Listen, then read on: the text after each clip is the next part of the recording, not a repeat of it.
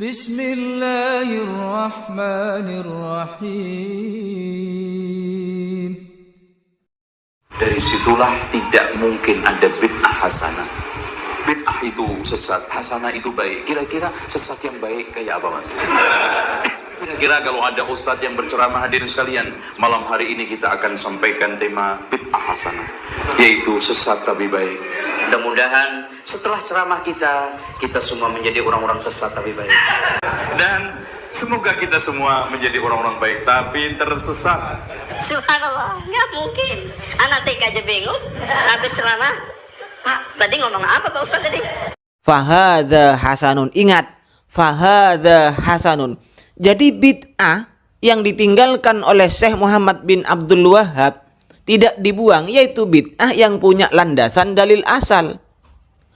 Kalau bid'ahnya sudah punya dalil asal, berlandaskan terhadap dalil asal sekalipun tidak ada contoh dari Rasulullah, fahadha hasanun, ini bid'ahnya bid'ah yang baik.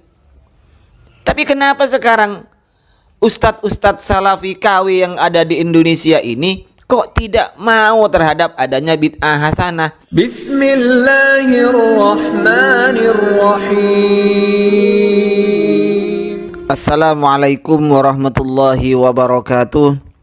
Alhamdulillah wassalatu wassalamu ala Rasulillah wa ala alihi wa sahbihi wa mawala. Allahumma alib baina qulubina waslih dhata bainina wahdina subulas salam wa najjina minadh dhulumati ilan nur wa jannibna al-fawahisha ma dhahara wa ma batan. Amma ba'du. Sahabat-sahabat Aswaja yang dirahmati oleh Allah Subhanahu wa taala yang kami hormati, sebagaimana kita ketahui bersama bahwa ustadz-ustadz dari golongan Salafi Wahabi ini dengan garangnya, dengan lantangnya mereka itu menyuarakan bahwa orang yang membagi bid'ah menjadi hasanah, dolalah dan hasanah atau sayyi'ah dan hasanah, ini berarti menentang terhadap hadisnya Rasulullah Sallallahu Alaihi Wasallam. Karena Rasulullah sendiri yang bilang bahwa kullu bid'atin dolalah, setiap bid'ah itu adalah sesat. Berarti orang yang membagi bid'ah menjadi dua bagian, ada mahmudah, ada sayyi'ah, ada dolalah, ada hasanah, ini adalah menentang terhadap hadisnya Rasulullah Sallallahu Alaihi Wasallam. Kalau hadisnya memang benar kullu bid'atin dolalah, tetapi pemahaman di orang-orang salafi inilah yang perlu dikoreksi dulu. Rasulullah benar mengatakan kullu bid'atin dolalah, benar memang mengatakan seperti itu. Tapi apakah benar pemahaman kullu bid'atin dolalah ini sesuai dengan pemahaman para ulama salaf, apa yang dipahami oleh teman-teman dari salafi ini? Buktinya teman-teman salafi sendiri ini membagi bid'ah. Ada bid'ah urusan agama, ada bid'ah urusan dunia. Kapan Rasulullah membagi bid'ah seperti itu? Kalau orang-orang Aswaja mengatakan bid'ah itu ada hasanah, ada sayyi'ah, ada dolalah, ada mahmudah, misalnya madhmumah. Nah, orang-orang Wahabi sendiri membagi ternyata ada bid'ah urusan agama, ada bid'ah urusan dunia. Kita harus tahu dulu takrif bid'ah itu apa. Bid'ah itu adalah sesuatu yang tidak ada contoh sebelumnya. Memang tidak ada contoh sebelumnya. Terus ada teman-teman Wahabi juga yang membagi bid'ah itu ada namanya bid'ah lughawi, ada bid'ah syar'i. Kapan Rasulullah juga membagi seperti itu? Jadi secara tidak langsung teman-teman Salafi, teman-teman Wahabi ini juga membagi bid'ah. Walaupun ada bid'ah urusan agama, ada bid'ah urusan dunia, ada bid'ah lughawi, ada bid'ah syar'i. Dibagi juga ternyata. Kok dibagi? Katanya tidak bisa dibagi-bagi, kullu bid'ah semuanya dolalah, tidak ada urusan dunia, tidak ada urusan agama yang namanya bid'ah. Urusan dunia tetap diatur oleh agama.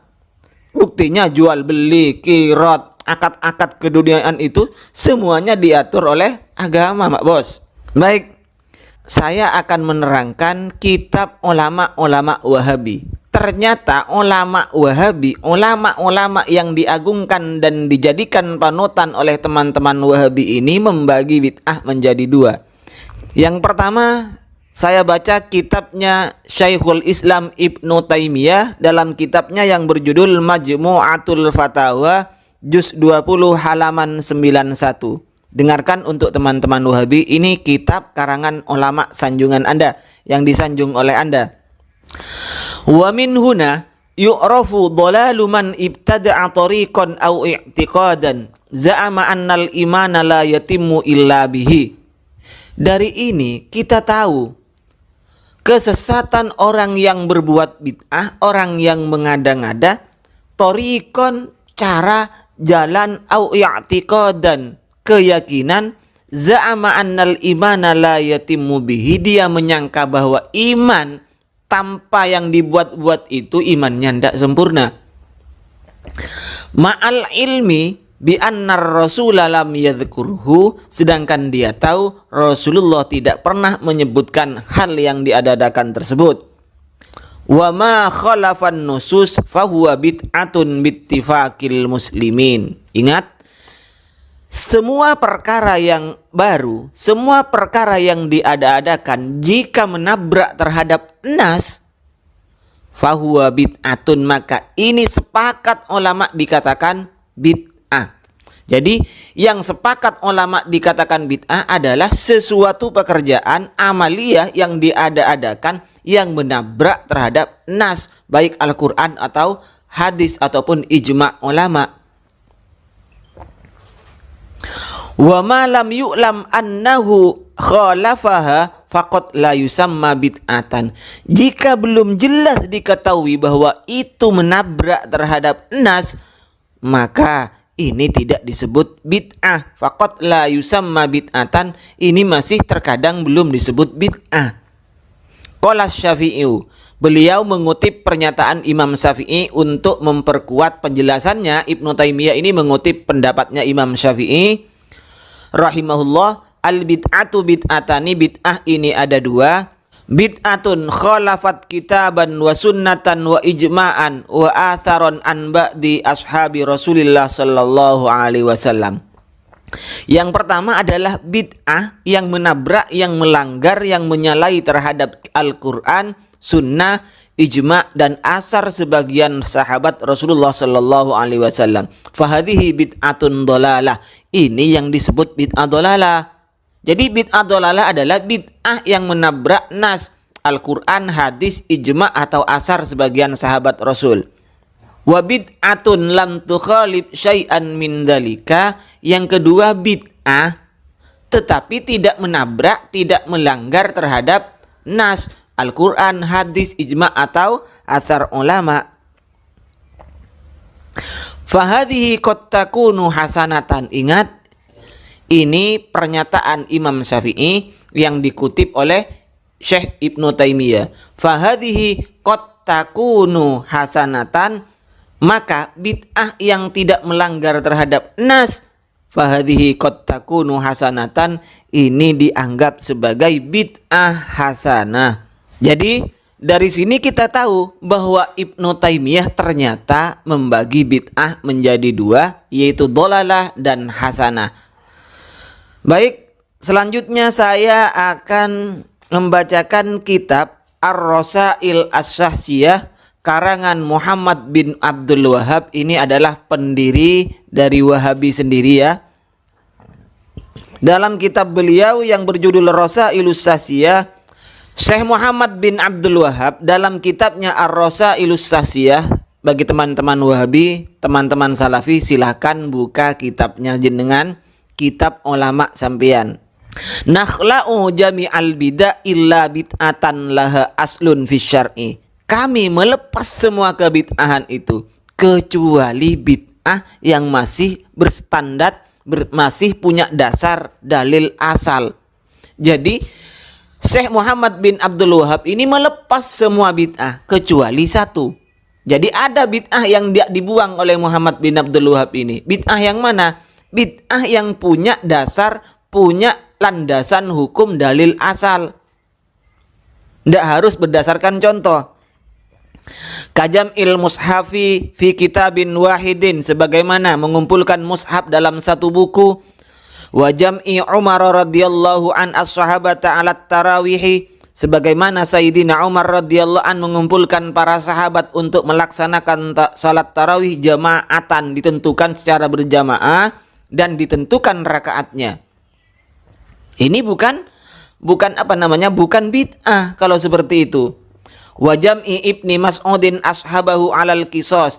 Ibnu Mas'ud juga mengumpulkan para sahabatnya setiap hari Kamis untuk melaksanakan hukum qisas. Dan ini tidak pernah dicontohkan oleh Rasulullah sallallahu alaihi wasallam. Wa nahwi dzalika fahadha hasanun. Ingat, fahadha hasanun. Jadi bid'ah yang ditinggalkan oleh Syekh Muhammad bin Abdul Wahhab tidak dibuang, yaitu bid'ah yang punya landasan dalil asal. Kalau bid'ahnya sudah punya dalil asal, berlandaskan terhadap dalil asal sekalipun tidak ada contoh dari Rasulullah, fahadha hasanun, ini bid'ahnya bid'ah yang baik.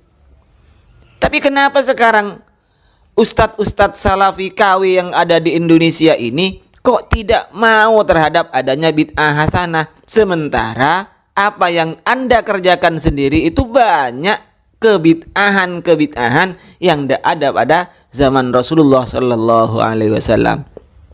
Baik, demikian untuk teman-teman salafi. Mudah-mudahan teman salafi ini punya kitab-kitab ulama sanjungannya dan mampu membacanya. Wa akhiran minni, assalamualaikum warahmatullahi wabarakatuh.